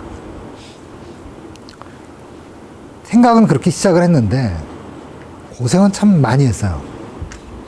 생각 밖으로 고생을 한 게 아무도 논문을 어떻게 쓰는지를 지도를 받아본 적이 제가 한 번도 없습니다. 석사 과정 때. 아무도 얘기 안 해줘요. 아무도. 하다못해 친구가 있으면 동료가 있었으면 아마 동료들이 정보를 물어오든지 선배한테 묻든지 이럴 텐데 저는 선배도 없었고 혼자 들어가가지고 혼자 논문을 딱 쓰는데 시행착오를 너무나 많이 겪었어요. 어떻게 써야 되는지 몰라가지고. 처음에는 그냥 그 신용거래라는 제목으로 해가지고 다른 석사 논문들을 그냥 무조건 막 찾았어요. 박사 논문도 자꾸 막 찾았습니다. 찾아보니까 꽤 나오더라고요. 그래서 그거를 이제 쭉 읽어봤죠. 근데 읽어보긴 했는데 막상 내 논문을 어떻게 써야 될지 모르겠는 거예요. 왜냐하면 주제는 있었는데, 그러니까 소재죠. 그러니까 뭐에 대해 쓰겠다는 건 있었는데 중요한 건 아이디어가 없었어요. 아이디어. 중요한 건 사실은 아이디어거든요. 그냥 이거에 대해서 쓰겠다는 생각만 갖고 있었던 거예요. 막연하게. 그러니까 나는 증권회사에 다녔으니까 이거에 대해서 쓰면 되겠다. 그냥 그렇게만 생각을 했던 거지. 구체적으로 뭘 써야 되는지를 모르니까 뭘 써야 되는 걸 찾는데 한참 헤매게 됐습니다. 근데 이것도 이제 다 결국은 공부한 데서 찾게 됐는데, 제가 이제 미시경제학을 아까 공부했다 그랬잖아요. 근데 미시경제학 공부하다 보면 뭐를 배우게 되냐 그러면 수요 곡선을 유도하는 방법을 배워요. 디맨드 펑션이라는 수요 곡선을 어떻게 유도하는지 하는 방법이 나옵니다. 이제 되게 유도하는 방법이, 사람의 어떤 개인의 효용함수라는 것을 가정을 해서 그 효용함수하고 개인이 가지고 있는 자산, 돈의 크기, 이런 걸 이용해가지고 이제 그 수요함수를 유도를 해요. 그래서 갑자기 번뜩 떠오른 게, 아, 그래, 이 수요함수를 유도하는 방법을 증권 수요함수 유도하는 방법으로 생각하면 어떻겠느냐. 그리고 거기서 좀 생각이 더 미친 게, 그러면 이게 신용 수요에 대한 함수를 좀 유도해보면 어떨까. 그러니까 석사 수준이니까 사실은 이미 되어 있죠. 수요 함수를 유도하는 방법은 이미 되어 있는 거죠. 거기에 가져다 붙인 거죠. 이게. 투자자들이 이러한 그 효용 함수를 가지고 있을 거, 그 다음에 증권에 투자하고자 할 때, 그러면 신용이라는 거에 대한 수요 함수는 어떻게 만들어질까라고 이미 되어 있는 그 유도 과정에다 똑같이 집어넣었어요. 집어넣어가지고 유도를 쭉 해봤습니다. 그러니까 똑같은 거를 그냥 반복해서 푼 거죠, 일종의. 반복해서 풀었어요. 그러니까 사실은 답도 있는 거고 찾아보니까 다 있더라고요. 다만 이제 거기에는 예를 들면은 뭐 그 사과에 대한 소유를 사과라고 써 있는 걸 전 거기다 증권으로 바꾼 거죠. 증권 수요함수 이런 식으로 바꿔가지고 유도를 쭉 해서 일단 하나를 만들었어요. 그래가지고는 이제 그 지도 교수님한테 가져갔죠. 근데 여러분은 이제 운이 좋은 게 여러분은 지도 교수가 지금 요 정도 인원에 한 명 돼 있는 거잖아요. 제가 다녔던 곳 같은 경우에는 지금 석사과정이 그 당시 한 180명에서 190명쯤 됐는데 그 재무관리 쪽에 제가 아는 재무관리 쪽에 논문을 쓰는 학생이 80명이 넘어요. 근데 교수님은 3분이세요. 그러니까 이게 참 얼굴 보기가 정말 어려워요. 한 분이 거의 20명에서 30명을 담당을 해야 되니까 제가 찾아가니까 앉아서 이야기할 수는 없고 딱 첫 마디가 그 김영진 교수님이라고 제 지도 교수님인데 부산 분이시거든요. 그 홍동현 씨가 하고 싶은 게 뭡니까? 뭐 이런 얘기를 막 했더니 그러면 그거를 A4 하나로 요약해가지고 다음에 그냥 가져오래. 그리고 그냥 쫓겨났어요. 그 다음 시간에 A4 한 장에 그 수요함수 하나 이렇게 해가지고는 딱 갖다 이렇게 들이밀었더니 읽어볼 테니까 다음에 오래요. 그래서 다음에 또 찾아갔어요. 그랬더니 내가 얼핏 봤더니 이게 수식으로 돼 있어서 무슨 소리인지 모르시겠대요. 그 어린애들이 알 수 있는 쉬운 말로 아이디어를 써보라는 거예요. 다시 가져오래요. 근데 사실 그렇게 되니까 내 논문이 사실 별게 없거든요. 이게 보면 그냥 그 미시경제학에서 다뤘던 거에 그냥 적용을 한 게 단데 이거를 말로 풀었으면 정말 몇 줄 되지 않는 스토리예요. 또 어쨌든 간에 억지로 해가지고 반 페이지도 못 채우고 이제 가지다 냈어요. 그랬더니 이렇게 보더니 이거 학부 레포트 같은데요 그러는 거예요. 학부 레포트 같대요. 이것만 가지고 이게 어떻게 논문이 되겠냐는 거예요. 그래가지고는 굉장히 당황했죠. 이거 어떻게 써야 되는지도 안 가르쳐주고는 그냥 가져온 거에 대해서 야단만 치니까. 그래서 그다음부터 이제 혼자 고민을 했습니다. 그러니까 처음에 유도한 거는 하나 있었고, 야, 이것만 가지고 안 된다니까 그럼 어떡하냐. 할 수 없다. 변형을 시키자. 그래서 조건을 바꾸면 어떻게 될까. 그거 가지고 계속 이제 늘려가기 시작한 거예요. 예를 들면 뭐, 신용거래를 할 때 보면 이제 신용거래 융자 비율이라는 게 있는데 비율이 그럼 증가되면 어떻게 될 것인가. 감소되면 어떻게 될 것인가. 뭐 등등부터 시작해가지고 뭐, 그걸 계속 늘려갔어요. 이제 가져갔는데, 뭐 결과적으로는 별로 우리 지도 교수님은 관심이 없었어요. 관심이 없어가지고, 이만큼 어쨌든 두껍게 해가지고 써갔더니, 말씀이, 뭐 수고 많이 하셨네요. 그냥 그러고는. 제가 공부할 생각이 없다고 생각을 한 거예요. 그냥 뭐 이 정도 수고하셨으니까 그냥 졸업만 하시면 되죠. 저한테 그렇게 묻더라고요. 그래서 그 자리에서는, 예, 졸업만 시켜주십시오. 그리고 석사 논문 그렇게 지나갔어요, 저는. 굉장히 좀 허탈하게 지나갔어요. 그리고 이제 본격적으로 사실 논문을 고생한 건 박사 논문 때였습니다. 박사 논문 들어가지고는 아까 말씀드린 대로 괜히 기대를 받아가지고 정말 교수님들한테 혼 진짜 많이 났어요. 이게 뭐 수업 시간에 뭐 질문하면 잘 대답도 못하고, 너 왜 그런 것도 몰라? 막 이렇게 야단도 맞고. 그래서 이제 그 코스석이라 그러죠. 그냥 수업 시간 힘들게 해가지고 이제 한 2년 반 정도가 이제 지나갔는데 논문을 써야 되잖아요. 박사 논문을 써야 어쨌든 졸업을 하는 건데. 제가 이제 논문 주제를 못 잡았다는 거를 아시니까 한 교수님이 저를 부르셨어요. 그러더니 홍동현 씨 나이도 있는데 아직 논문 주제 지금 못 잡았다 그랬는데 맞네요. 그래서 맞다 그랬더니 그럼 내가 주제를 하나 줄 테니까 이걸 해보겠냐고. 얼마나 기뻐요. 논문 주제 준다는데 해보겠습니다. 그랬죠. 그랬더니 그 다음에 이제 뭐라 그러시냐 그러면 그런데 그러면서 이 주제가 잘 되면 좋은데 이게 잘 안 되면 완전히 아무것도 아닌 게 될 수 있다고. 그러니까 위험이 있는 주제라는 거예요. 잘 되면 괜찮은 주제로 해가지고 성공할 수 있고 아니면 아예 논문이 안 된대요.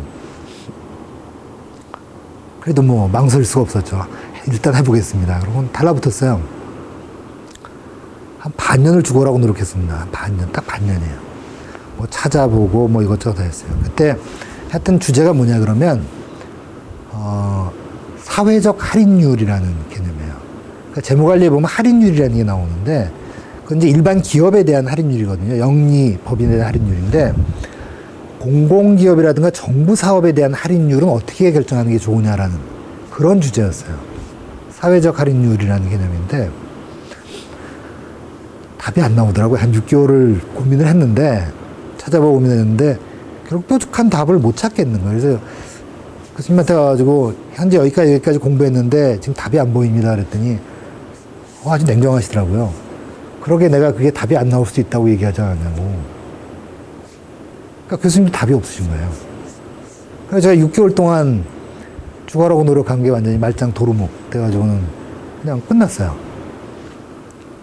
그러고 나니까 또 좀 한 두어 달 또 방황했죠. 이거 어떻게 하면 좋으냐. 그러고는 이미 수료는 3년은 지나간 거죠. 마음이 초조해지더라고요.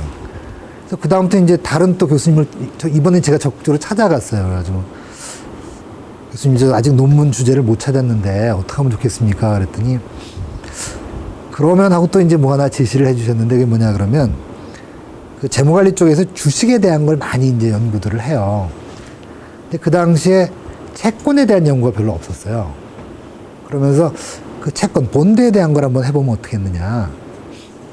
그래서, 그것도 좋은 것 같습니다. 그랬더니, 어떻게 공부하면 좋습니까? 그랬더니, 아까도 말씀드렸듯이 학회지 같은 거를 찾아서, 그 좋은 학회지에 나와 있는 그 채권에 관련된, 본드에 관련되는 제목들을 좀 찾아서 앱스트랙트를 쭉 읽어보고, 그 중에 마음에 좀 드는 것들, 땡기는 것들을 몇 개 골라서 좀 철저히 공부를 해봐라.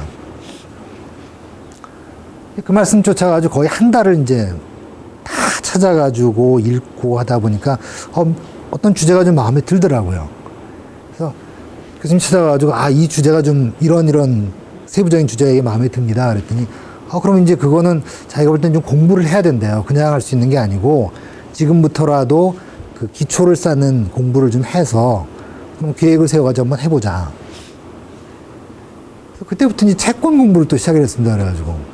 근데 채권 공부를 하는데 이게 어려운 점이 뭐였냐 그러면, 그냥 단순 채권은 쉬운데 이 채권은 가격이 이자율에 의해서 결정이 돼요. 실제로 이제 이자율 공부가 되는 거예요, 이게. 근데 이자율은 상당히 좀 어려운 게 부분입니다. 쉽질 않은 주제예요. 그래서 이제 이자율에 대해서 열심히 공부하다 봤더니 그냥 단순히 이자율만 가지고는 이게 뭐가 기여하는 게 별로 없다. 이미 공부가 많이 돼 있대요. 그래서 그러면 이자율 옵션을 해보면 어떻겠냐는 얘기를 또 하시더라고요. 인트레스트 옵션이라고 그래가지고 이자율 옵션을 한번 해보면 어떻겠느냐. 그래서 그러면 뭐 그렇게 지도를 해주시니 이끌어 주시니 하겠습니다. 그러고 이제 이자율 옵션을 공부하는데 그거를 공부하려니까 굉장히 수학이 많이 들어와요. 그래가지고 또 이제 그 공부한다고 참 수학과를 그때 다시 찾아가가지고 1학년, 2학년 수학과 과목을 첨강을 해가면서 이제 공부를 이제 다시 시작을 했어요. 근데 그건 참 수학은 뛰어넘기 어렵더라고요. 1년을 첨강을 해가면서 매달렸는데 안 풀리는 부분이 너무나 많은 거예요, 이게. 그래서 이제 그걸 다 체크를 해놨어요. 어떤 논문을 읽어가다가 안 풀리는 부분 다 체크해놓고 또 다음 논문 체크해놓고 체크를 이제 계속 다 해놓다가 이제 그거를 들고 지도 교수님을 찾아갔습니다. 그 이끌어 주셨던 분한테 찾아갔어요. 교수님 이걸 푸는데 이게 안 풀려요. 그랬더니 근데 교수님들 항상 바쁘거든요. 지금 바쁘니까 나중에 찾아오라고. 그래서 이제 맡겨놓고 저는 계속 바라보는 게 그거만 바라보고 있잖아요. 사실 그거 풀리기만 기다리고 있죠. 저는 이제 일각이 여삼추예요. 근데 교수님은 안 그렇거든요. 며칠 뒤에 찾아갔어요. 그랬더니 미안한데 못 봤다는 거예요. 그래서 또 이제 또 기다려야죠. 또 한 일주일 뒤에 갔더니 그것도 못 푸냐는 거예요. 나한테. 참 황당하죠. 못 풀어서 가져왔는데. 그러더니 뭐 이렇게 하면 풀릴 거라고 그냥 얘기만 해주시는 거예요. 막상 가져와서 푸는데 안 풀려요. 그래도. 그런 게 몇 번이 반복이 됐어요. 그러니까 나중에 뒷얘기로 들은 바는 교수님도 안 풀려지는 거야, 그게. 보면. 그러니까 교수님도 그렇게 풀려질 거라는 것만 그냥 알고 있는 거지 구체적으로 풀어보시진 않은 거예요. 답답하더라고요. 그래서 그 다음에 이제 외부에 있는 교수님들 찾아가기 시작했어요. 그러니까 그 방면에 유명하다는 외부의 교수님들을 이제 또 찾아갔어요. 어느 연구원에 가니까 교수님 유명한 사람이 있더라고요. 그래서 그거를 들고 이제 찾아갔습니다. 그랬더니 하나는 풀어주시더라고요. 이렇게 하면 이게 풀어준다. 근데 이게 하나가 아니거든요. 제가 안 풀린 게. 그랬더니 그 다음 두 번째 또 이것도인데요. 그랬더니 이제 근데 미안하지만 내가 시간도 없고 또 하나 현실적인 문제가 내가 자네를 이렇게 풀어줘도 내가 자네 지도교수는 될 수가 없다는 거예요. 그러면 내가 지도교수도 아닌데 시간을 이렇게 많이 못 주겠다는 거야. 그러니 뭐라 그래요. 그래서 결국은 1년 걸린 거 또 날아갔어요. 주제가. 저는 그래서 4년이 지나갔습니다. 이게 이미 결혼도 했고 빨리 사실은 학위 받고 나와야 되는데 초조하죠. 정말로 말도 못하게 초조하죠. 그때부터 막 주제 찾아서 막 돌아다니는 거예요. 뭐 해볼 수 있는 거 다 하죠. 논문도 찾아보고 뭐 하는데 이렇게 쉽지를 않았어요. 그리고 각종 학회들 이제 막 쫓아다니고 이제 뭐 새로운 주제 없나 뭐 쫓아다니는데 한번 그 교내에 그 워크샵 같은 시간이 있었어요. 그러니까 외부에서 교수님들이 오셔가지고 이제 논문을 발표하는 시간입니다. 아직도 기억이 나는데 그 숭실대 어떤 교수님이 장범식 교수님이니까 숭실대 어떤 교수님이 오셔가지고 논문 하나 발표를 하신 거예요. 근데 그거를 듣는데 갑자기 이렇게 가슴이 콩콩콩 뛰는 거예요. 아, 이거다, 갑자기. 너무나 마음에 드는 거예요, 주제가. 그래가지고 이제 그분한테 일단 이거 해도 좋겠느냐, 한번. 그랬더니 이분 얘기가 이 주제는 하나 좋은 점이 굉장히 다양하게 많아서 네가 어느 거를 해도 그 중에 하나만 하면 된다. 이게. 그러니까 내가 한 걸 할 필요 없이 굉장히 많다. 찾아보라 그러더라고요. 그래서 제가 주제를 그때 드디어 이제 마지막으로 잡은 겁니다. 그거를 잡아가지고 이제 공부를 시작을 했죠. 공부를 시작을 해서 그게 뭐냐 그러면 IPO라는 주제예요. 그러니까 최초 공모주라는 주제입니다.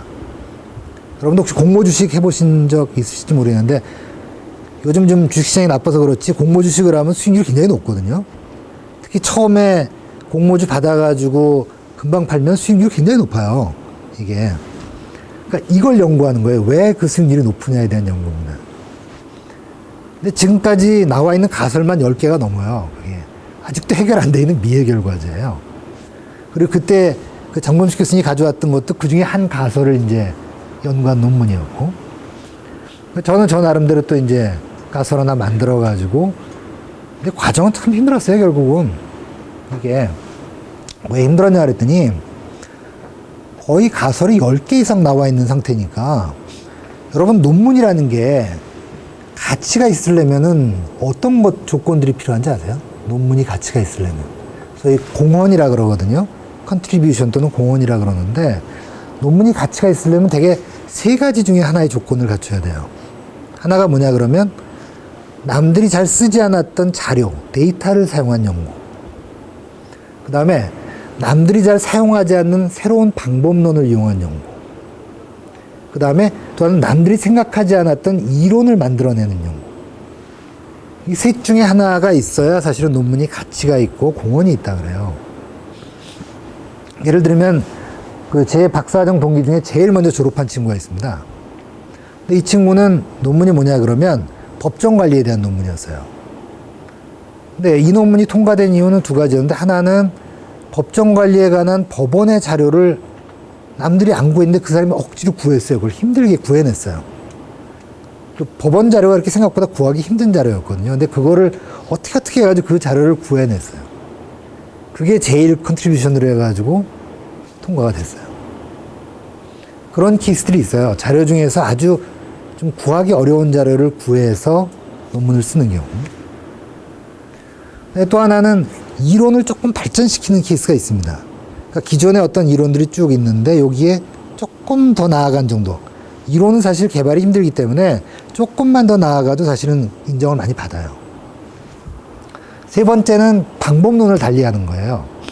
예를 들면 뭐 옛날에는 단순액이라는 방법으로 이거를 그 구해봤는데 나는 뭐 패널액이라는 방법으로 이걸 구해본다라든가 그랬더니 결과가 좀 다르더라. 이러면 이건 또 컨트리뷰션이 있다 그래가지고 인정을 받습니다.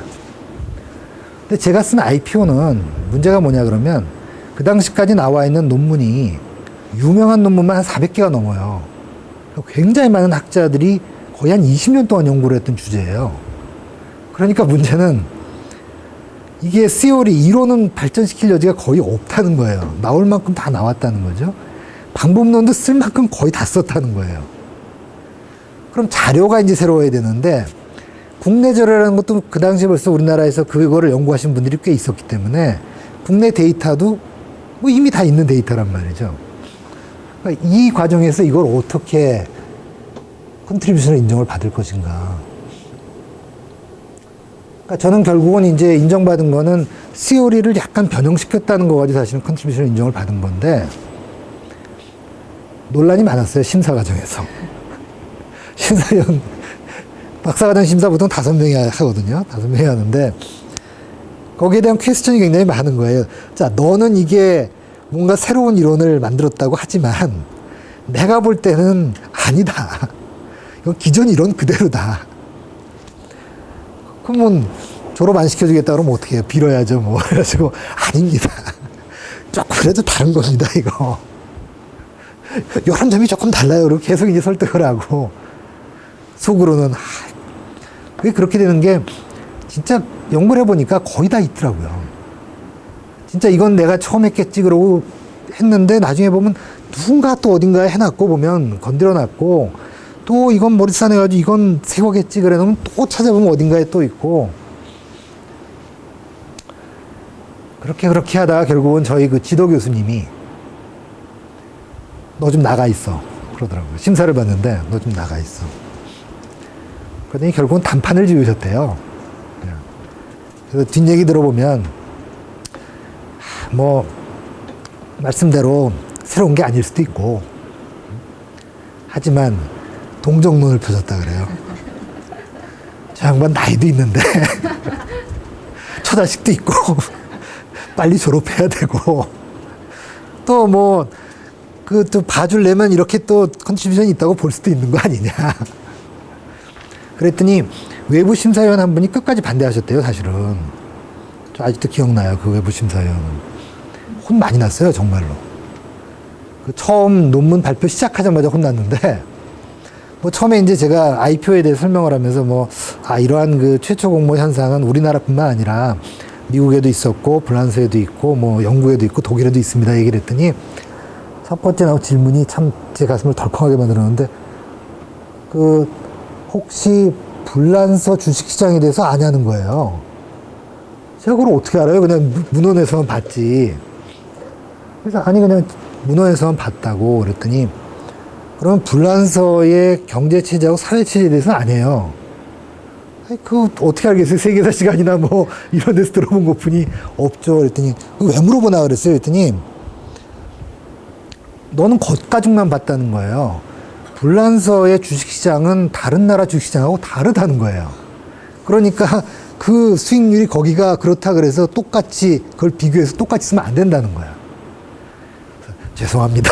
수정하겠습니다. 그때부터 해서 이제 꼬여가지고 정말 힘든 질문 많이 받았습니다. 많이 받고 나중에 그분이 뭐 이러서더니 뭐 다른 분들을 설득하기 시작하는 거예요. 이 논문 통과시키면 안 됩니다. 설득하기 시작하는데 속으로 막 식은땀이 여기 줄줄 흐르고. 근데 이제 저희 지도 교수님 말고 또 젊은 교수님이 한 분 계셨어요. 그분이 이제 약간 또 좀 봐주시더라고요. 그러니까 뭐 이런 거 보충시켜서 한번 다시 받으면 어떻겠습니까? 그래서 1차 심사는 그렇게 통과를 하고 이제 3번 심사를 보는데 2차 심사를 하기 위해서 필요한 것들을 이제 얘기를 해주시는 거예요. 그러니까 뭐 기존의 논문 중에서 이런 것들을 읽어서 네가 지금 한 게 새로운 거라는 거를 증명을 더 덧붙여라. 덧붙이고 뭐 지시를 하는데 제가 아직도 기억나요. 그 기간이 보름이었거든요. 사람이 정말 발등에 불이 떨어지면 얼마나 공부할 수 있는지 그때 처음 알았어요. 그러니까 보통 제가 논문을 읽을 때 옛날에 보면 좀 어려운 논문 같은 경우에는 거의 하루 반 정도 걸려요. 요약하고 막 그러는데 그때는 정말 하루에 반나절에 그걸 요약을 다 할 수 있더라고요. 눈에 불을 켜고 막 보는데 그래가지고 보름 사이에 하여튼 그 하라는 걸 다 해가지고 결국 졸업을 하긴 했습니다. 제가 졸업을 했는데 여기서 제가 말씀드릴 게 주제 잡는 게 진짜 중요해요. 주제 잡는 게. 그리고 지도교수를 빨리 찾아가는 게 제일 중요합니다. 그리고 좋은 지도교수를 만나는 게 더 중요하고. 여러분은 행운이에요. 지금 좋은 지도교수님이 이미 정해져 계시고 저는 어떻게 말하면 좀 선택을 잘못한 케이스가 너무 많아요. 보면 지도 교수님을 너무 바쁜 분을 선택하면 바빠서 만날 수가 없고요. 또 어떤 지도 교수님은 자기 주제 외에는 관심이 전혀 없는 또 지도 교수님들이 계세요. 그런 지도 교수님은 자기 주제만 이야기를 해주세요. 그러면 안 맞으면 나중에 아무 그게 안 돼요. 그런 것도 있고. 아마 논문을 쓰는 구체적인 여러 가지 방법들은 제가 볼 때 우리 민정 교수님이 잘 지도를 해주셨을 거고요. 저는 그냥 제가 썼던 논문에 대한 경험만 말씀을 드리는데, 제 박사 논문 제목은 투자자의 이질적 기대와 최초 공모주의 저가 발행 현상이라는 제목인데, 그러니까 주제 간단히 설명하면 그런 거예요. 투자자들이 서로 다른 생각을 갖고 있다는 거예요. 그러니까 IPO라는 최초 공모주는 세상에 처음 나오는 주식인데 거래가 이루어진 적이 없는 주식이거든요. 그러면 사람마다 그 주식을 평가하는 게 다 다르다는 거죠. 이게. 자, 그럼 이 주식의 가격은 어떻게 결정이 되느냐? 좋게 보는 사람도 있고 나쁘게 보는 사람도 있다는 거예요, 주식을. 근데 이게 가격이 경매에서 결정이 돼요. 경매에서. 그럼 경매에서 결정이 되면 가장 낙관적인 사람들의 의견이 반영이 돼서 주가가 형성이 된다는 거죠. 굉장히 높은 가격이 형성이 될 수밖에 없다는 거예요. 그런데 그걸 발행을 할 때는 할인을 해서 보통 발행을 할 수밖에 없어요. 왜냐하면 다 팔아야 되니까. 이게. 주식을 처음 세상에 나올 땐 자금조달하기 위해서 이제 파는 거니까 무조건 다 팔아야 되니까 할인을 해요. 할인을 해서 나왔는데 낙관적인 투자자들이 가격을 뻥 올리는 거죠. 그러고 나면 점점 낙관적인 투자자들이 없어져요. 사실은. 그럼 올라갔다가 서서히 내려가는. 근데 실제로 IPO 주식의 형태를 보시면 실제 이런 모양을 보여요. 처음에 초기에 막 올라갔다가 서서히 계속 내려가가지고 계속 내려가요. 이게 아주 일반적인, 처음엔 빠르게 올라갔다 천천히 내려가는. 나름대로 이제 이런 거를 설명하는 하나의 이론적인 모형을 만들었다고 이제 생각을 하고 있는데, 우리 교수님들은 그렇게 생각 안 하시더라고. 자, 여러분들 앞으로 이제 우리 교수님 지도를 받아서 이제 논문을 이제 한번 써보시는데, 처음에 쓰는 과정은 굉장히 재밌어요. 그리고 아까 설명해 주신 건데, 방법론들은 배워가면 돼요. 배워가면 돼요. 처음부터 방법론 다 배워가지고 그래가지고 논문을 쓰겠다 그러면 사실 쓰기 굉장히 어려워요. 왜냐하면 주제에 따라 방법론 다 바뀔 수밖에 없는 건데, 자기 주제가 점점 명확해지면서 어떤 방법론을 써야 될지도 이제 나와요. 그러면 그때 공부를 하시면 돼요. 그럼 좋은 논문을 쓸 수 있고요. 또 하나는 다른 사람 거를 많이 보는 게 중요해요. 그러니까 논문을 읽어서 볼 수도 있고, 저처럼 우연히 워크숍에 참석했다가 흰 영감을 받는 경우도 있고, 그러기 위해서 하여튼 부지런히 접촉을 해야 되는 게 굉장히 중요합니다. 그러니까 많이 참석을 해보세요. 다른 사람 발표하는 자리를. 자, 제 어떻게 보면 넋두리 비슷한 이야기 들어주셨고요. 그렇게 해서 저는 이제 공부를 해서 지금 여기까지 계속 공부를 하고 있습니다. 요즘도 논문을 쓰는데 논문 쓰는 방법은 항상 비슷해요. 크게 변화하는 건 없어요. 그러니까 주제 잡아서 쭉 이제 자료도 좀 찾아보고, 시행착오도 많이 겪고, 주변하고 이야기도 많이 해보고, 그래가면서 이제 논문 완성이 되어 가는 겁니다. 자, 오늘 제 이야기는 여기까지로 하도록 하겠습니다. 감사합니다.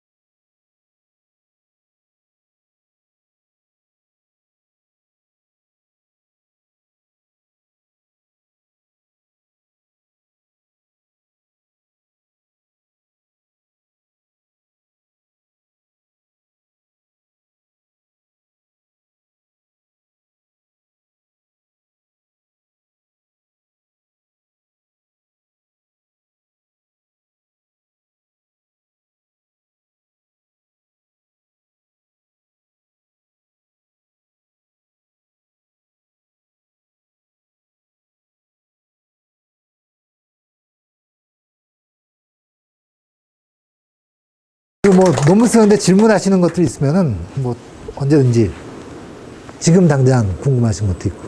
홀더님께 뭐 그래도 논문 오늘 세미나 교수님 45분 동안 해주셨는데 아, 그랬나요? 혹시 얘기 들으면서 질문이나 뭐좀 기타 궁금한 왜 그때 그런 짓 하셨어요? 이런 질문 제일 좋죠. 저는 주제를 잡았는데요. 괜찮은 주제를 잡았는데 저는 이제 그 구슬이 약간 딸리니까 깊이가 없잖아요. 근데 만약에 다른 사람이 저보다 더 깊이 있게 썼어요. 그런 건 어떻게 돼요? 근데 제가 논문 주제 그 지도도 꽤 좀 많이 해봤거든요. 지금 석사 논문이나 박사 논문 지도를 많이 해봤는데 그 주제가 너무 참신하면 쓰기가 힘들어요. 현실적으로는. 왜냐하면 주제가 너무 참신하면 몇 가지 위험이 있는데 그 주제에 맞는 방법론을 못 찾아낼 가능성이 일단 굉장히 높아요, 생각보다. 이게. 그래서 주제는 너무 참신하면 안 되고 또 그렇다고 너무 진부해도 안 되고 이게 딱 적절한 주제를 찾는 게 그래서 어려운 거예요. 너무 앞서 나가면 논문화 시키기가 힘들어요. 그냥 아이디어에서 끝일 가능성이 굉장히 높아요. 이게. 그러니까 지금 주제를 찾았는데 지식이 얕다. 사실은 그 주제가 괜찮으면 채워 넣으면 돼요. 그리고 다른 사람이 썼다? 그런 거 전혀 신경 안 쓰셔도 돼요. 왜냐면 아까 말한 대로 논문은 3가지 중에 하나만 있으면 되거든요. 그 사람이 썼던 것과 다른 자료 찾으면 돼요. 그 사람이 썼던 것과 다른 방법론 찾아내면 돼요. 그 2가지만 해도 되니까. 걱정 안 하셔도 돼요. 그러니까 찾는 것 자체가 힘들어요. 거기까지.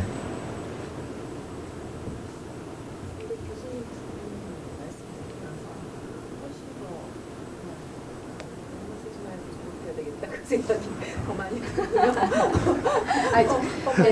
제가 지금 네. 교수님 말씀하신 것 중에서 저한테 이로운 건 나이가 많다는 거 하나 그거밖에 없어요. 나이가 많으면 좋은 점도 있죠. 그게 뭐냐 그러면 아까 첫 번째 석사 논문 쓸 때 제가 경험이라는 거 얘기 드렸잖아요. 그래서 석사 논문에서는 좀 경험이 많은 게 좋긴 좋아요. 제가 지금 고생한 건 박사 논문에서 고생한 거예요. 석사 논문은 별로 고생한 게 아니거든요. 그러니까 지금 여러분들이 써야 될 거는 일단 석사 논문이니까 석사 논문은 경험에서 나오는 주제를 찾는 게 제일 빨라요. 제일 빠르고 그 다음에 다른 사람이 썼다는 거 지도 교수님이 조금만 도와주면 아까 말한 3가지 중에 하나 찾아내는 길이 얼마든지 있어요. 아까 홍 교수님께서 제가 어렵게 너무 겁을 준 게 아니냐 그러셨는데 저도 들으면 학부님들이 겁을 많이 먹으시겠는데요. 근데 박사학위 논문이시고 그리고 굉장히 어려운 학교를 나오셨기 때문에 이제 저희 학교랑 되게 시스템이 다르네요. 저희는 딱 이제 그 대학원 석사 때부터 랩이 연구실이 정해지거든요. 그럼 이제 석사 4명, 박사 10명 이제 이렇게 한 랩을 꾸려주면 어쨌든 그 교수님 한 분이 무슨 일이 있어도 얘를 졸업을 시켜주세요. 이제 저희는 자유방임이었어요. 그러니까 어려운 그 석사 과정도 아까 말한 대로 거의 뭐 80명 넘는 사람들이 있었고, 그다음에 박사 과정도 이게 제가 왜 헤맸냐 그러면 저희는 박사 과정도 어떻게 운영했냐면 지도 교수님이 이제 교수님이 5분이 계셨는데 이게 특정한 분의 지도 교수를 확실하게 정하지 않는 형태로 운영이 됐어요. 이게 공동 책임제 비슷하게 돼가지고 공동 책임제의 최악은 아무도 책임지지 않는다거든요. 그러니까 그거에 완전히 희생양이 된 거죠, 어떻게 보면. 요즘도 그런가요? 요즘은 랩 시스템 들어왔어요. 예전에 마지막 저희가 이제 희생양이죠. 가장 고생하는 근데 이제 제 후배를 보니까 거꾸로 뭐 랩이 들어오니까 그 대신에 교수님한테 꽉 잡혀 살더라고요, 또. 저는 이제 그런 건 없었거든요. 교수님이 저한테 안 주니까 저도 그만큼 할 게 없어가지고 그런 건 별로 없었죠. 교수님은 이렇게 잘 믿고 있면 이 졸업이 어려워지는 이런 게 있었잖아요. 주변에 그런 경험하시는 분들 얘기 들어보면 교수님한테 잘 보여야 되는 게 제일 포인트로 다들 얘기하세요. 어떻게 해야 잘 보이는 거죠? 아, 그거는 아주 쉬워요. 자주 접촉하는 길 뿐이 없어요. 자주 그냥 귀찮게 만나뵙고. 네, 그게 제일 최고예요. 그 논문 쓰실 때는 마지막에 이제 논문 쓰실 때는 진짜 자주 얘기를 해봐야지. 아까 제가 언뜻 나갔던 거 혼자서 하지 말라 이런 내용 있잖아요. 3,000% 빠지는 경우가 너무 많아요. 그래서 석사 논문은 특히 자주 배우는 게 좋아요. 저도 연구 논문 쓸 때 혼자 쓰면 이게 저 혼자 이게 돌더라고요. 그래서 저 요즘에 논문 쓸 때는 혼자 쓰기보다는 2명 정도가 좋더라고요. 그래서 더 비슷한 친구 1명이랑 서로 봐주면서 한 번은 제가 이제 논문 전체 구성을 다 짜고 이제 그 친구가 계속 제 논문을 봐주는 거고 그다음에 이제 다음번에는 그 친구가 그다음에 제가 이제 계속 이렇게 같이 얘기를 해주고 이제 그러면 완성이 훨씬 좋아지더라고요. 근데 그 얘기는 물론 그 박사학위를 받고 나면 논문을 혼자서 쓸 수도 있지만 여러 사람이 그러니까 그 비슷한 사람들이 서로 의견을 얘기를 해주고 자기 시각으로 또 논점을 보완해주고 이런 게 많이 도움이 되더라고요. 석사 논문은 지도 교수가 그 역할을 해주면 돼요. 그러니까 그건 뭐 지금의 저도 그런 그러니까 처음 하실 때는 계속 정말 많이 찾아오시면 되고 그다음에 이런 말 해도 되는지 모르겠지만 현실적으로 석사 논문을 쓸 때는 그 키논문이라 그래서 본인의 주제와 비슷한 주제의 어떤 좋은 논문을 하나 찾으시면 뭐 박사 논문이건 아니면 학회지에 나온 논문이건 하나 찾으시면 그 논문을 어떻게 보면 레플리케이션하는 거랑 비슷해요. 복사하는 거랑. 거기서 아까 말한 세 가지 중에 하나만 바꾸시면 되거든. 자료를 바꾸거나 방법론을 바꾸거나 수요를 하나 더 넣거나. 그게 가장 현실적으로 논문 쓰는 방법이에요, 사실은. 근데 논문 표절이 안 걸리죠. 표절에 걸리지 않으려고 그 세 개 중에 하나를 바꾸는 거죠. 달라야죠. 차별성이 있어요. 당연히 차별성이 있어요. 그게 차별성인 거죠. 그렇다고 벡터 쓰라는 이야기는 아니잖아요, 지금. 문장도 다 달라야 되고 그러니까 그 논문을 철저히 읽어가지고 비슷한 말이 나오면 표절이 되고 흔히 뭐예요? 그런 거는 그 자료를 찾아봐야 되고요. 근데 보통은 그러니까 이제 논문을 보고는 그걸 보고 이렇게 이렇게 치는 게 아니라 그러니까 제가 아까 논문을 좀 요약을 해놓고 나면 그 요약 문구를 보고 다시 재해석을 해서 논문을 쓰게 되면 그러니까 본인이 그 문장을 그대로 보고 쓰게 되면 그건 표절로 그건 100% 표절이죠. 네, 그건. 인용을 잘 하긴 해야 되는데 그래도 이제 그렇게 쓰면 그게 문제가 되는 거고요. 이제 그렇게 하는 게 아니라 정리를 해놓은 걸 가지고 제가 다시 재해석을 한다라고 하면 그 문장이 똑같이 나올 수가 없잖아요, 사람이.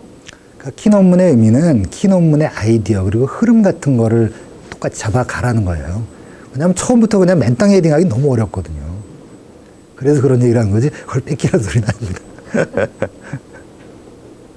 문제가 되는 것들이 항상 그 네. 문장이 같은 거 네. 쪽에 와가지고 오타도 같이 가고 예, 있고. 오타도 같이 가고 그게 왜냐하면 지금 제가 말한 키 논문 이용 방식을 대부분 많이 써요. 근데 그거를 오해하면 그냥 키 논문 그냥 벗겨버린단 말이에요. 그러면 그게 똑같이 돼버리는 거죠. 또 문장을 왔을 때는 각주를 달아줬으면 되는데 그렇지 않고 뭐 논문에 저는 나중에 이제 정말 논문 작업을 시작하실 때 이제 그런 부분은 더 고민하시면 되고 그 논문 표절에 관련된 여러 가지 또 자료들도 있어요. 저희도 가끔 세미나 듣거든요. 1년에 한 번 정도 그 논문 그 연구인들의 연구 윤리에 대한 거죠. 연구 윤리. 윤리 관련된 세미나도 저희도 들어요. 그래서 그런 자료도 공유를 하도록 할게요. 찾아보면 있을 거거든요. 아마 제 처음 석사 논문 지도 교수 얘기한 대로 석사 논문은 자기 생각을 A4 한 장 정도로만 쓸 수 있으면 논문 충분히 돼요. 사실은.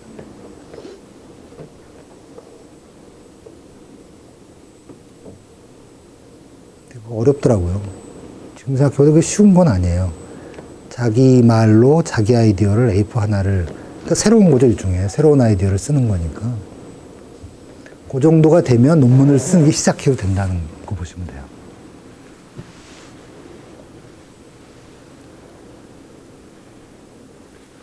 오늘 그 홍대원 교수님 네, 저는 좋은 뭐- 말씀 많이 해주셨는데요. 저희 박수로 저는 이만.